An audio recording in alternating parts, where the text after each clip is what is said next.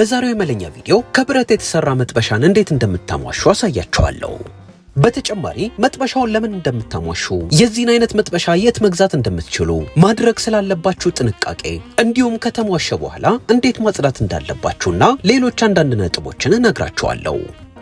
በዛሬው ቪዲዮ እያንዳንዱን ሂደት እንድትመለከቱ ስለምንፈልግ ምንም ሳናሳልፍ ቀስ እንዳለ ቪዲዮን መመልከት ትችላላችሁ። ቪዲዮ በጣም ከረዘመባችሁ አጠር ብሎ የተዘጋጀውን ቪዲዮ መመልከት ትችላላችሁ። የተሻለ ገለጻ ከፈለጋችሁ ይህን ቪዲዮ እስከ መጨረሻው ተመልከቱት። ይህ የመጥበሻ አይነት ከብረት የተዘጋጀ ስለሆነ የብረት ማማሰያ መጠቀም ትችላላችሁ። ኮትድ የሆነውን መጥበሻ የምትጠቀሙ ከሆነ ግን ፈጽሞ ብረት መጠቀም የለባችሁም።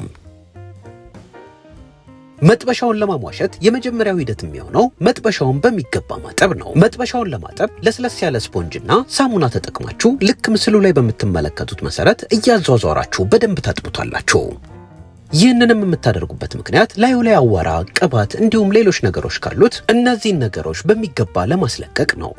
የመጥበሻውን የውስጠኛ ክፍል ሳሙና ሳታሰንሱ በደንብ ካጠባችሁት በኋላ ገልብጣችሁ ደግሞ ጀርባውን በደንብ ታጥቡታላችሁ። ይህ መጥበሻውን በደንብ የማጠብ ሂደት ወሳኝ ስለሆነ ባትዘሉ ትመክራችኋለሁ። መጥበሻውን የውስጠኛውንም የውጨኛውንም ክፍል በደንብ ካጠባችሁት በኋላ በንጹህ ውሃ ደጋግማችሁ ታስለቅቁትና አረፋው ሙሉ ለሙሉ ሙልጭ ብሎ ከወጣ በኋላ ንጹህ ፎጣ ወይም ለስላሳ ወረቀት በመጠቀም በደንብ ውሃውን ታደርቁታላችሁ። እዚህ ጋር መጥበሻው የውሃ ምልክት እንዳያዝል ውሃው ሙሉ ለሙሉ እስኪደርቅ ድረስ ማድረቅ ይኖርባችኋል። መጥበሻው በሚገባ ታጥቦ በፎጣ ከደረቀ በኋላ ይህንን ይመስላል።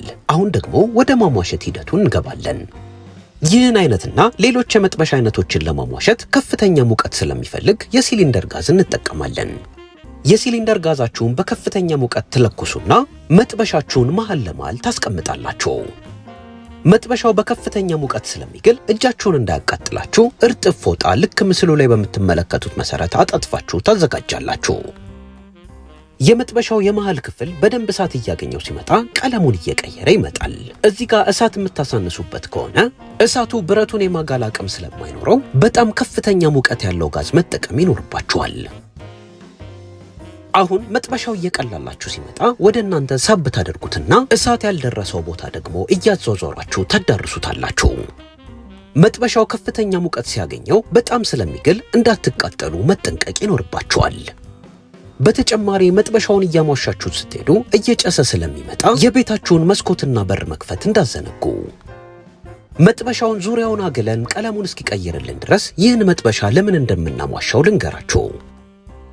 መጥበሻ በዋነኝነት የምናሟሽበት ምክንያቶች 5 ናቸው። የመጀመሪያው ምግብ ስናበስል እንዳይዝብን ሲሆን መጥበሻውን በዚህ መልኩ ከማሻችሁት በኋላ በደንብ አግላችሁ ምግብ ስታበስሉበት አይዝባችሁም። ሁለተኛው ደግሞ ዝገት ለመከላከልና ረጅም ዕድሜ እንዲኖረው ነው። ሶስተኛ ምክንያት ደግሞ ለማጽዳት በጣም ቀላል ስለሚሆን ነው። በዚህ መልኩ የተሟሸ መጥበሻ ምግብ ላዩ ላይ ስለማይጣበቅ በቀላሉ በስፖንጅ ብቻ ማጽዳት ትችላላችሁ። አራተኛው ምክንያታችን ደግሞ እኩል የሆነ የሙቀት ስርጭት እንዲኖረው ያግዘናል። መጥበሻውን በዚህ መልኩ ከሟሻችሁት በኋላ አንድ ቦታ ብቻ አይግልም። ዙሪያውን መጥበሻው እኩል ስለሚግልላችሁ ምግብ እኩል ለማብሰል ይረዳችኋል። አምስተኛውና ዋነኛው ምክንያት ደግሞ ያልተሟሸ መጥበሻ ምግብ ስታዘጋጁበት ብዙውን ጊዜ የምታዘጋጁት ምግብ ብረት ይልባችኋል።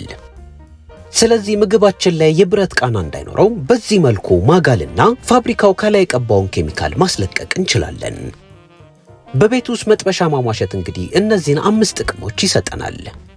በተጨማሪ ይህ የመጥበሻ አይነት ከስቴንለስ ስቲል የተዘጋጀ የመጥበሻ አይነት ስለሆነ በጣም ጤናማ የሚባል የመጥበሻ አይነት ነው። ይህን የመጥበሻ አይነት መግዛት ለምትፈልጉ የመለኛ ተከታታዮች ቦሌ አየር መንገድ መሄጃ ጃፓን ኤምባሲ ጀርባ የሚገኘው ገበያ ላይ እንደ ልብ ታገኙታላችሁ። ይህ እጄ ላይ የምትመለከቱት ባለ 32 ሰንቲሜትር ስፋት ያለው ሲሆን ተለቅ ያለና መያዣው የተለያየ ዲዛይን ያለው የምትፈልጉ ከሆነ ዋጋ አወዳድራችሁ መግዛት ትችላላችሁ። መጥበሻውንም ስትገዙ ዋጋ መከራከር እንዳዘነጉ። መጥበሻውን ተጠቅማችሁ ምን አይነት ምግብ መስራት እንዳለባችሁ ደግሞ ቪዲዮውን እየሰራው ነግራችኋለሁ። መጥበሻው ምስሉ ላይ በምትመለከቱት መሰረት ዙሪያውን እሳት ከነካው በኋላ ቀለሙን እየቀየረ ይመጣል። ቀለሙን በከፊል ከቀየረ በኋላ ሙሉ ለሙሉ መጥበሻው ወርቃማ ይዘት ይይዝልናል።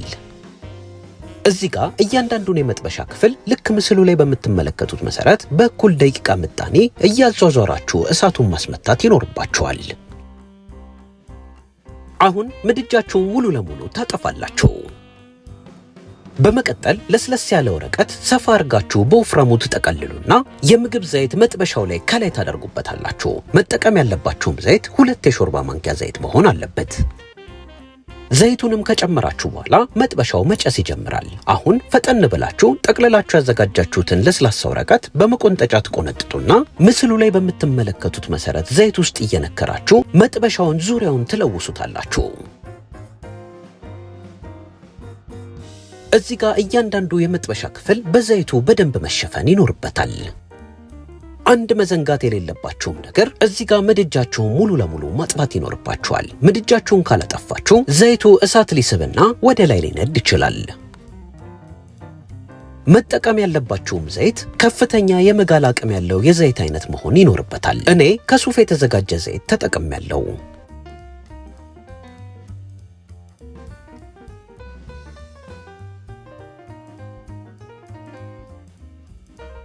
ምስሉ ላይ እንደምትመለከቱት ዘይቱን ሙሉ ለሙሉ ዙሪያውን ካዳረሳችሁ በኋላ መጥበሻው ለስለስ ማለትና የማብረቅረቅ ባህሪን ይይዛል። አሁን መጥበሻችሁን ተጠንቅቃችሁ ትገለብጡና ጀርባውን ደግሞ ልክ እንደ ውስጡ በደንብ አድርጋችሁ በዘይት ትለውሱታላችሁ። እያሟሻችሁ ያላችሁት መጥበሻ በጣም ከመጠን በላይ ስለጋለና ለመቀዝቀዝ ጊዜ ስለሚፈልግ ስታገላብጡት 2 እርጥብ ፎጣዎችን መጠቀም እንዳዘነጉ። የመጥበሻውን ጀርባ የምናሟሽበት ምክንያት ኩሽናችን ውስጥ ስናስቀምጠው ሲታይ እንዲያምርና ሞገስ እንዲኖረው ያህል ነው። የመጥበሻውን የጀርባ ክፍል በደንብ ካሟሻችሁት በኋላ መልሳችሁ መጥበሻውን ትገለብጡና የምድጃችሁን የሙቀት መጠን በከፍተኛ መጠን ትለኩሱታላችሁ። በከፍተኛ መጠን ምድጃችሁን ከለኮሳችሁት በኋላ ልክ መጀመሪያ ላይ እንዳረጋችሁት መጥበሻውን እያዟዟራችሁ በእሳቱ ታግሉታላችሁ። ከመጀመሪያው ሂደት ይልቅ በሁለተኛው ሂደት መጥበሻው ቶሎ ይመጋልና የመጥቆር ባህሪን ያመጣል። ስለዚህ ቶሎ ማገላበጥ እንዳዘነጉ። ከመጀመሪያው የማገል ሂደት በኋላ መጥበሻው ላይ ዘይት ስለለወስን በሁለተኛው ስታገሉት ትንሽ የመጨስ ባህሪ ስላለው ቅድም እንደነገርኳችሁ መስኮትና በር መክፈት እንዳዘነጉ። ይህን የማሟሸት ሂደት በቤት ውስጥ የምትተገብሩት ከሆነ ሕፃናት ፈጽሞ አጠገባችሁ ሊኖሩ አይገባም። በቤት ውስጥ ከፍተኛ ሙቀትና ጭስ ሊኖር ስለሚችል ሕፃናትን ከኩሽና ራቅ ማድረግ ይኖርባቸዋል። መጥበሻውን ለተወሰነ ደቂቃ መሃሉን ክፍል በደንብ ካጋላችሁት በኋላ ልክ ምስሉ ላይ በምትመለከቱት መሰረት የመጠበስና ወርቃማ ይዘት የመያዝ ባህሪን ያመጣል። ይህም ወርቃማ ይዘትን የመፍጠር ባህሪ ካመጣ በኋላ ልክ ምስሉ ላይ በምትመለከቱት መሰረት እያዟዟራችሁ ሁሉንም ክፍል ትጠብሱታላችሁ።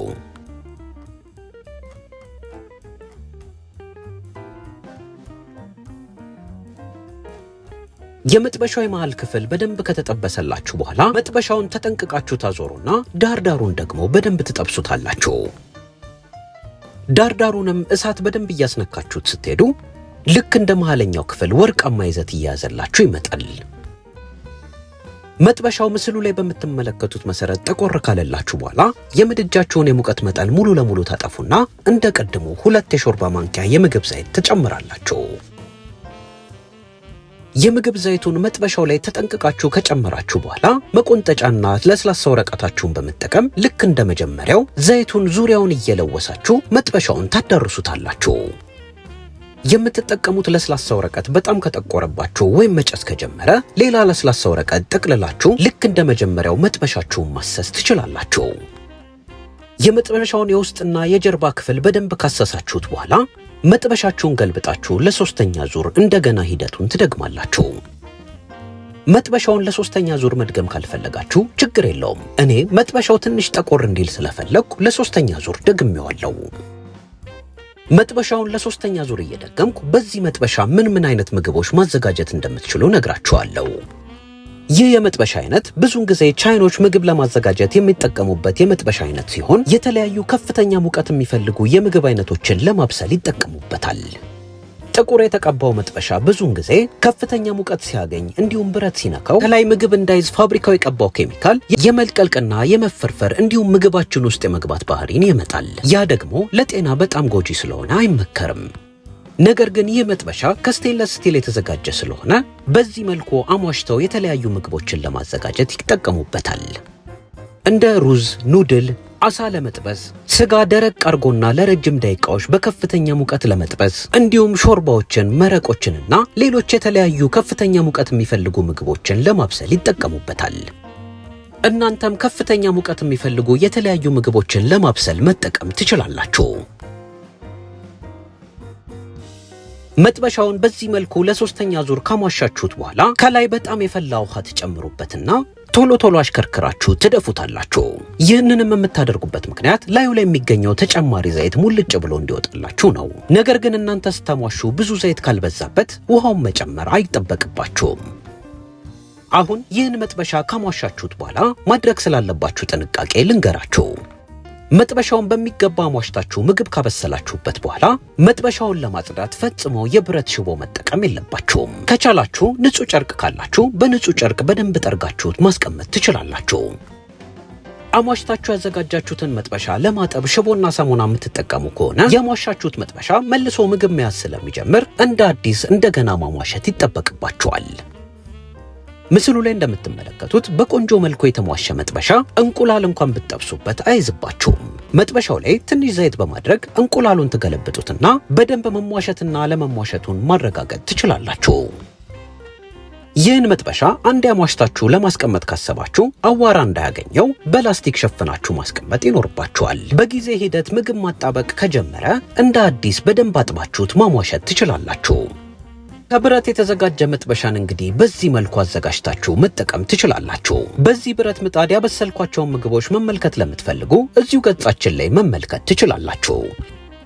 የዛሬውን ቪዲዮ በጣም እንደረዳችሁ ተስፋ እናደርጋለን። ሌላ እንድናሳያችሁ የምትፈልጉት ማንኛውም የምግብ አይነት ካለ እንደተለመደው አስተያየት መጻፊያው ላይ ጻፉልን።